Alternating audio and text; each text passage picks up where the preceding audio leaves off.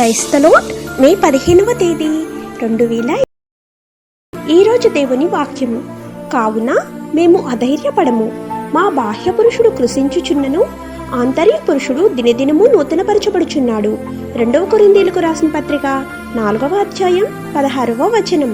ప్రియమైన సహోదరి సహోదరులారా, దేవుని కృప వలననే మనకు సహాయం కలుగుచున్నది.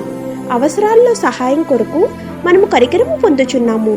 ఈలాగున యెహోవా కొరకు కనిపెట్టువారు పక్షిరాజు వలె తమ బలంను నూతనపరచుచు రెక్కలతో పైకి ఎగురుదురు, అలయక ఇందురు.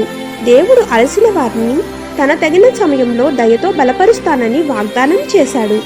ఎందుకంటే చూపు ద్వారా కాక విశ్వాసము ద్వారా క్రైస్తవులు క్రీస్తునందు దృష్టి కలిగిన వారై నడువవలెను.